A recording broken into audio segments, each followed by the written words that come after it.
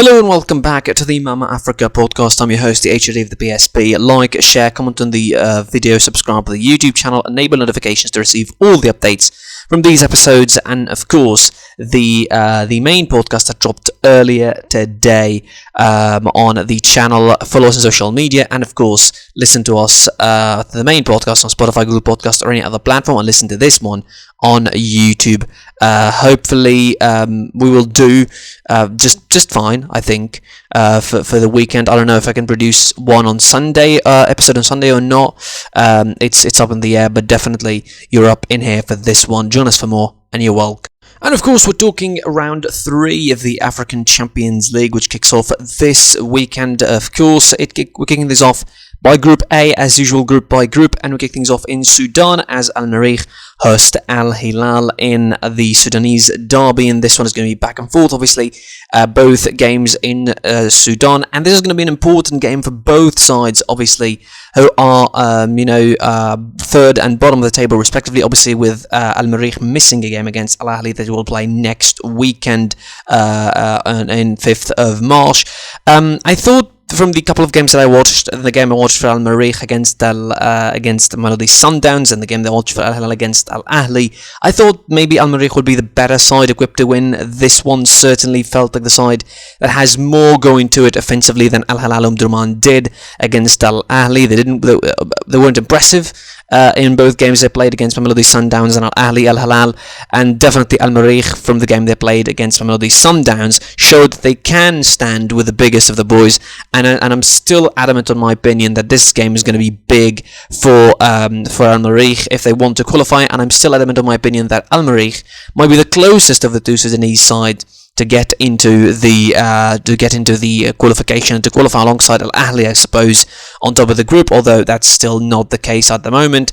In the other game in that group, Al Ahly host Mamelodi Sundowns in Egypt, and this is a game that is going to be pretty huge for Bitso Musumani. He meeting his former side again, and the Champions League, a side where he beat Al Ahly with 5-0, and of course implied their biggest African defeat to date, 5-0 away from home in South Africa. It's going to be another big one for Al Ahly, of course, coming from the back of winning or being the third place in the FIFA Club World Cup. They started, on a sour note against Al Hilal, but again, the game was, took place basically in a scorching heat in Sudan, and definitely felt like Al Ahly deserved more of that game. They're on a good form at the moment, and they're certainly regaining some of the players that they were missing due to the African Cup of Nations and the different commitments and the injuries as well. I think this is going to be a game where Al Ahly enter as favourites because of their champions, of course, and because of the form that they're in, but certainly Mamelodi Sundowns will look to get the best result possible, and I'm assuming that will be a draw unless they were looking for more. It'll be good for them to have a draw at the moment, obviously considering that the next game is going to be them hosting Al Ahly in South Africa just in a couple of weeks time after that game. So certainly this is the kind of performance, or the kind of game that Mamelodi Sundowns will try and bounce on against Al Ahly to stamp their authority on the top spot in that group, assuming that the battle for that top spot will be between these two sides. So at the moment it is Mamelodi Sundowns with 4 points, Al Ahly with 1 point, of course missing a game in hand, Al Hilal Omdurman with 1 point, and Al Merrikh with 1 point at the bottom of the group with a game in hand as well as a cap. To Group B now, and after a tough North African derby in the last time out between Raja Casablanca and AS Setif, this time both sides go their separate ways as Setif go to Amazulu in South Africa, of course, to play there for their third game, of course, and they're going to be hosting them back in Algeria on the 12th of March. This is going to be a tough game, I think, for Setif. Not because Amazulu are a particularly strong side. They're really, yes, they defeated Horoya, but they're not certainly a side that should be worrying for Setif over the two legs. But again, their performance against Raja Casablanca in the first game and their performance against Horoya defeating them in the second game certainly suggests that there might be some serious threat from this South African team. Of course, they're not experienced at the Champions League in comparison to Setif, winners of that competition in 2014. But for Nabil Kouki, I didn't see a lot that suggests that Setif should be comfortable winning this game, but also I didn't see what suggested they should be losing this one. So it's 50-50 at the end, judging overall. I think Setif, coming to this game again, still in a pretty tough position in the Algerian league. They're not exactly hitting on all cylinders when it comes to the top division in Algerian football. They lost their last game, of course, against USM Alger in the Algerian league. That was around 17. They are 5th at the moment, 6 points ahead of top of the table. Wydad is still the case since like a month ago.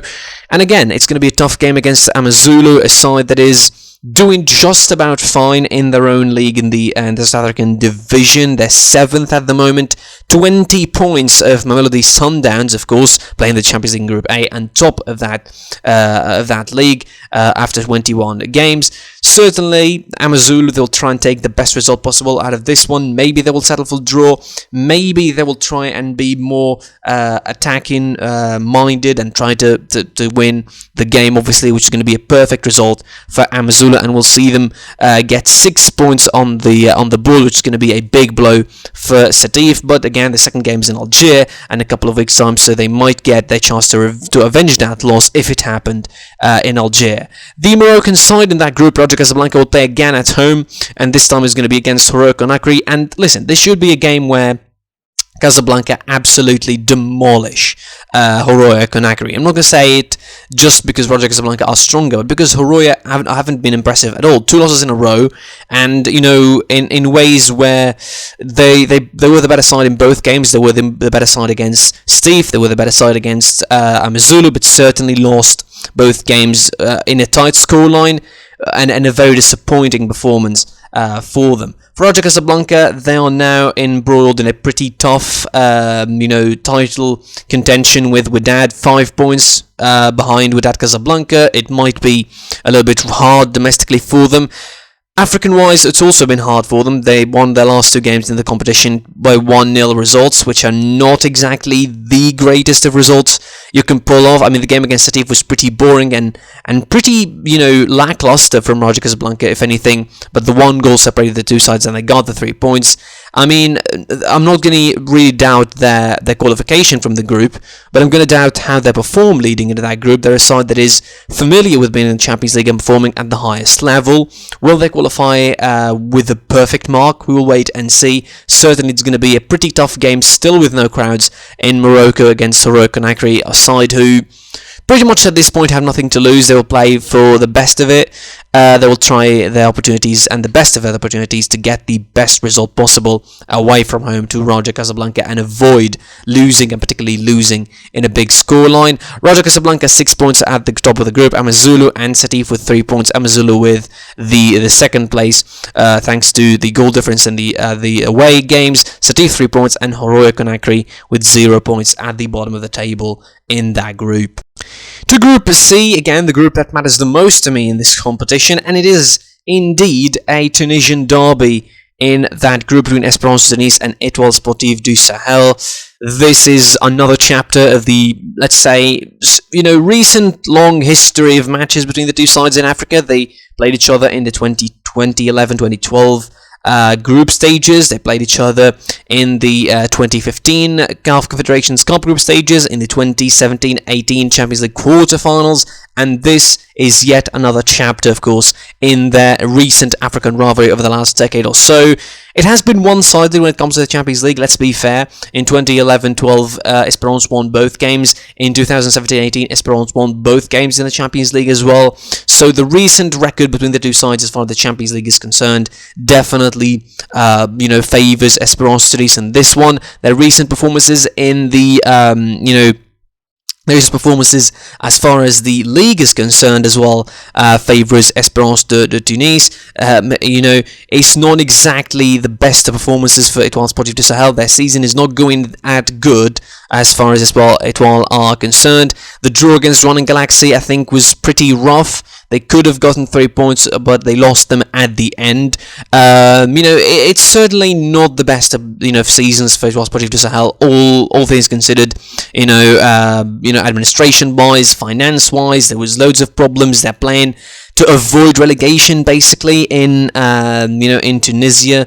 In the second leg of the season that hasn't started for them yet, but obviously they could still turn it around. But they look so far removed from the side that won the Confederations Cup in 2015, the side that was winning the title in Indonesian League in 2017, and definitely way removed from the side that was going neck and neck with the big boys in early 2000s in Africa. For Esperance, the first two games were pretty average, I would say. Yes, the 4-0 win against Galaxy might sound pretty flattering, but again, it's against a side that just debuted in the Champions League. The draw against Belouizdad, I saw a lot of good things in that draw, and I was pretty vocal about that, but I think I haven't seen yet the full strength of Esperance on display. Maybe this game we will see that one. Esperance a pretty good position on the table, I think, as far as the league is concerned in Tunisia. They're doing really well as far as the Tunisian league is concerned. Top of their group with 16.3 points of the closest rival, which is CSS, playing the Confederations Cup as well. Good luck for them, by the way. This game and these two games between the two sides are going to define a lot how Esperance are going to look in this group, and how they're going to look in the tournament, because I'm not really doubting their qualification. I don't really doubt that at all. I think they will win at least one of these two games, because both those games are going to be in Rhodes, because of the stadium for Etoile de Sahel still not ready in Sousse. So both those games are going to be in the capital city, so that's basically home advantage doubled. Then you have Belouizdad, you play that at home, and then of course the last game is going to be making the trip to Botswana to face Jwaneng Galaxy. So by then, Esperance should probably, guaranteed qualification, and should probably think about the quarterfinals. For Etoile de Sahel, these two games are the clutch time. If they don't win one of them at the very least, their chances of qualifying are really in the mud. With the other game particularly being relatively easy, I would say, for the Algerian side, Belouizdad, who are playing yet again at home in the competition, or actually travelling away to Botswana to face Jwaneng Galaxy. A game that will be tricky for the Algerian side, just like it was for Etoile Sportive de Sahel. Jwaneng Galaxy, they have nothing to lose really. They're playing just for the fun of it. They're not really worried about being drabbed and being smashed by other teams. They're playing for the fun of it, enjoying their ride in the Champions League, and they will give everything they have against Belouizdad, the top of the Algerian side, Algerian league, and they will give everything they have to win this game and to get a good result and to give a good performance for their supporters and for the players, of course, for their first time in the big lights of the African Champions League football. This group, I think, again, Esperance, in my opinion, are still the top of the group. They will be top of the group by the end of it, I suppose. It is going to be between Etoile de Sahel and Belouizdad. I think I edge much closer to Belouizdad because a couple of good games they have. I mean, if they get 4 points out of 6 against Jwaneng Galaxy, both home and away, I think it will be done and dusted, and they will be closer to qualifying alongside Esperance, unless Etoile Sportive de Sahel throw a spanner in the work for everyone and decide to change the fate of that group. At the moment, it is Esperance with 4 points, 2 for Etoile, 2 for CR Belouizdad, and 1 point for Jwaneng Galaxy at the bottom of that group. And finishing off with Group D, of course, it is going to be a pretty interesting week, or a couple of weeks in Group D, as Wydad Casablanca host Zamalek in both games. Of course, North African derby again in Group D, back and forth they will go. The first game is going to be in Morocco between the two sides, who, I mean, Wydad gave me a good impression in the first game against Sagrada Esperança, but again, it's a side that just debuting in the Champions League as well. Zamalek were not that good against Petro Atletico, got a draw. Were not that good again against Sagrada and got a goalless draw, 0-0. And also they're a side that are in big trouble at the moment. They're definitely not focused enough, losing games back, right, left, and centre. They're losing games in Egypt as well, in the League Cup and what have you, and in the league. Their record hasn't been fine. They lost actually 2 out of their last 4 games played, the other 2 being the draws in the Champions League. The last win in the last 7 or 8 games was in the Cup against Ceramica Cleopatra. Aside from that, they lost against Farco, they lost against Ghazal Mahalla in Egypt. They dropped points and they drawn against MB in the League Cup. Their record hasn't been that good as of late. Nor Wydad Casablanca's record as well. I mean, they're not exactly for going full cylinders as well in the league or in the Champions League. The loss against Petro Atletico was not that good. Petro Atletico were a better side than Wydad in that game. They certainly need to tune and fine-tune themselves to the performance against Sagrada Esperance, but it's hard to pull it off against Zamalek.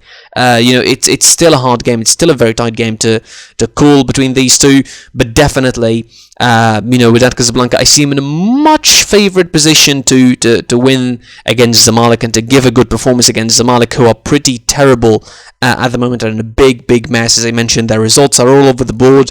And, they're not performing to the level that you expect a side that won 5 Champions Leagues to perform at on the table.